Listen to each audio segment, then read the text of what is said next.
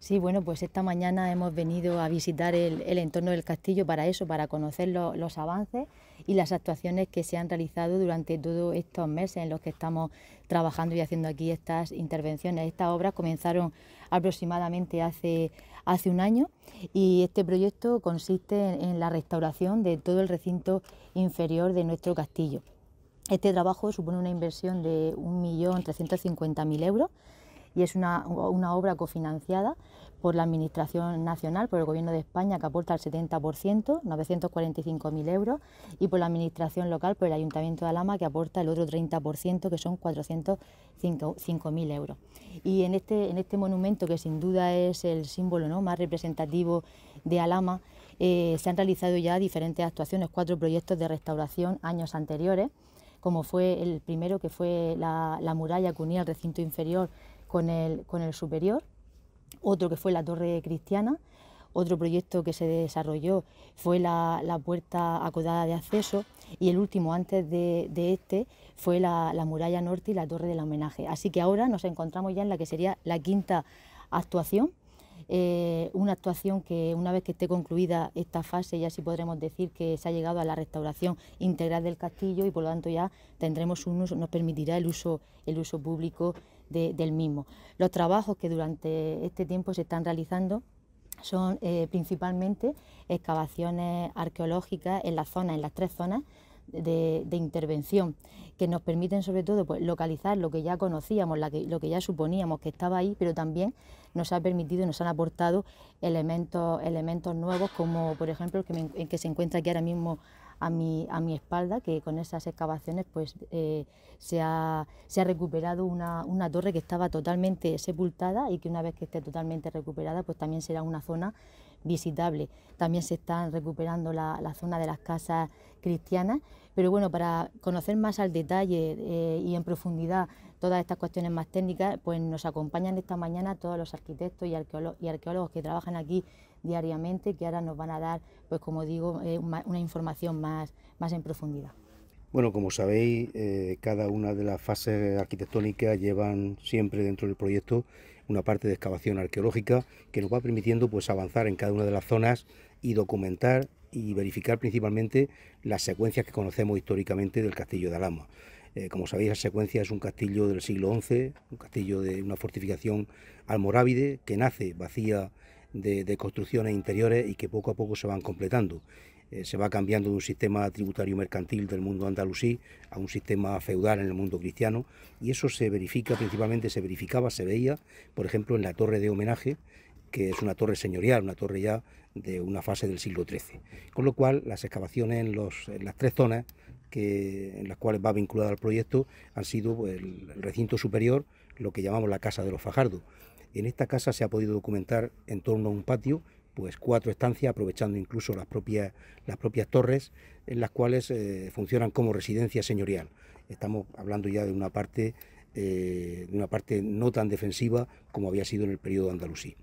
En la parte del recinto inferior se ha actuado también en 2 zonas, lo que llamamos la torre intermedia, una torre que ya conocíamos junto a la puerta acodada y que ha llegado por completo hasta nosotros, incluso adjunta a la muralla de tierra. Esa muralla de tierra es la que nos va marcando esa pauta almorávide, esa construcción original, y que además nos aporta materiales muy ricos. Ahora comentará Clemente pues que estamos encontrando denarios romanos, vasijas bastante completas que aparecen sepultadas o incluso en la propia muralla de tierra, incluso una pesa de época romana de plomo. Un par de pesas han salido. Quiero decir con ello que cuando se construye este castillo a final del siglo XI, la fase post-paleras, digamos, están utilizando todos los materiales, toda la tierra que tienen en el cerro. Y eso forma parte de esa muralla de tierra, de ese encofrado de tapial de tierra, en el cual pues acogen esos materiales que ahora al desmoronarse pues nos aparecen con una limpieza excepcional, ¿no? La lectura siguiente que ya detalla Clemente es que esa fase andalusí que tenemos en ese tramo intermedio se está correspondiendo con una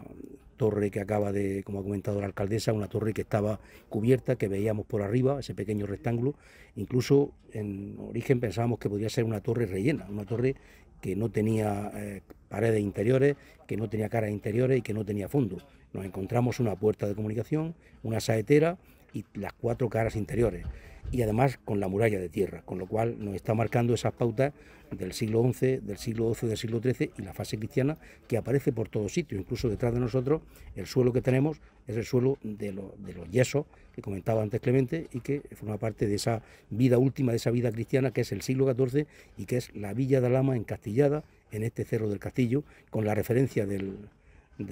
los baños, de ese balneario, de esos baños andalusíes, de una almunia que tenemos también documentada en la calle Parrica, de la posible mezquita en la iglesia de San Lázaro y del cementerio andalusí que tenemos en la calle Corredera, con lo cual el poder defensivo donde estamos, el poder, la vida aquí, la muerte en la calle Corredera y su entorno, el cementerio de los siglos XII y XIII, la parte religiosa, baños y mezquita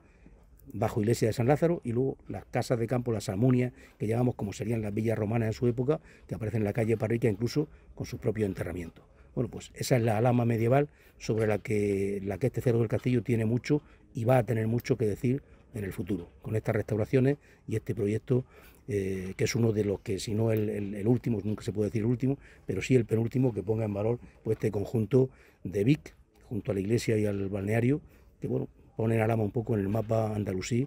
de la región de Murcia y yo creo que de España. Uno de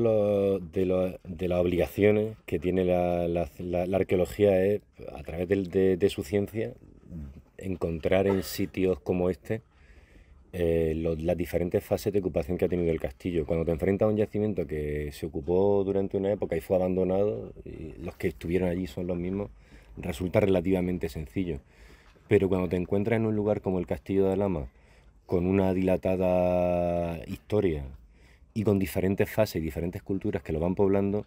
digamos que la cosa se complica porque se producen muchas reutilizaciones y a veces nuestra obligación es determinar siempre qué es lo que es anterior y posterior, pero luego también saber dar con el punto en el que qué estructuras se reutilizan o qué elementos han estado siendo usados por diferentes culturas. Los elementos más importantes que hemos encontrado hasta ahora son parte del viario de las calles que había en época andalusí, que la hemos encontrado de forma parcial en algunas zonas, porque debido a lo escarpado que tiene el terreno y que muchas veces son estructuras que están construidas sobre la roca y a veces con materiales también no todo lo buenos que quisiésemos, pues hay zonas en las que desaparecen esos elementos, pero uno de los trabajos que hacemos durante muchas horas al cabo del día entre Pepe y yo es ver esos elementos y saber qué tipo de contexto es el que se está excavando. Por ejemplo, dentro de algunos espacios hemos encontrado elementos como jarritas completas totalmente, de base cóncava, que se usarían quizá, pensamos, para repartir grano en un espacio que pensamos que evidentemente es de almacenamiento. Como ha dicho Pepe, tenemos muchos elementos de época romana, pesas de plomo, un denario de plata, lo que indica no solo el hecho de que sabemos que la muralla de tierra se compone de esos materiales de esa época, sino que probablemente en algunos puntos acabemos dando con espacios de esa época, quizás de época romana o de época íbera.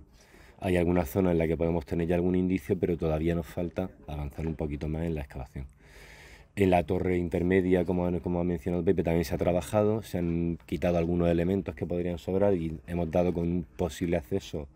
a la torre. Y ya por último, como han comentado tanto Pepe y Mariola, la torre sur, como la llamamos,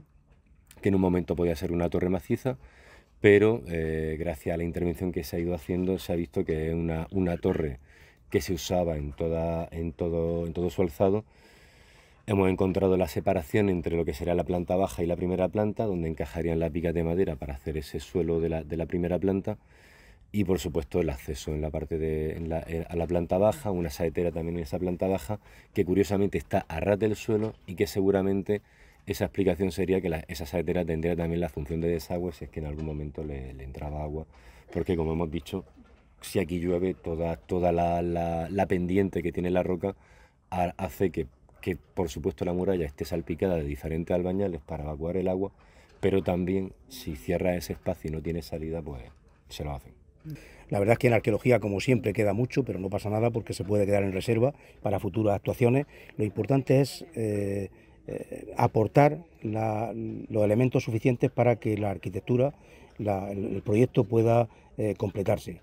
Que quede interiormente un yacimiento con una parte sin excavar no nos preocupa, al contrario, creemos que es interesante, que es bueno que en un yacimiento en uso visitable se pueda seguir excavando con un proyecto, un campo de trabajo, y que bueno, siga siendo un yacimiento vivo, que ofrezca cosas. Con lo cual, en principio, los plazos que tenemos son de 2 años, que terminarían a finales del año que viene. Supongo que como en el anterior proyecto será necesaria una prórroga, y bueno, pues en ese marco de final 2023, 2024, pues el castillo de Alhama debe estar para su uso. Pues una dificultad intrínseca de este tipo de obras, pero al mismo tiempo es una de sus virtudes o de sus intereses, es precisamente su localización. Es decir, las dificultades son virtudes de este tipo de obras. Yo digo que un castillo al que se llega en autopista y con aparcamiento y con ascensor y no sé cuánto, sería un castillo. O fue un castillo, pero ahora no lo es. Yo creo que el castillo de Alhama seguirá siendo un castillo. Y realmente esa es una de nuestras preocupaciones y ha sido siempre. Entonces, bueno, quiero decir con eso que una de las dificultades precisamente es la ubicación. A la vista está, ¿no? de lo difícil que es mover cualquier material. Otra de las dificultades de estas obras es que las obras siguen a la investigación. Y entonces, acompasar bien investigación y obra, pues a veces es difícil. Y a veces incluso muy difícil. Pues esas son las dificultades, ¿no? Pero al fin y al cabo, las dos son ineludibles. Es verdad que tienen que ser especiales, tienen que ser pues acordes con los materiales originales. Pero si pensamos cuáles son los materiales originales, se pueden subir en burro y se pueden subir como quieran, porque son tierra, cal, gravas, arena, piedras, madera, pues todo eso no tiene ninguna dificultad. Lo que tiene dificultad realmente es el oficio para utilizarlos. Porque como ahora no podemos emplear a los que trabajaron en el castillo hace siglos, pues ahora digamos que todo el mundo tiene que estar un poco como reaprendiendo, redescubriendo los oficios. Entonces eso también puede ser un pequeño problema, pero si se pone interés e ilusión, incluso puede ser un acicate para trabajar. Porque no solo la excavación arqueológica, sino el propio trabajo es descubrimiento también.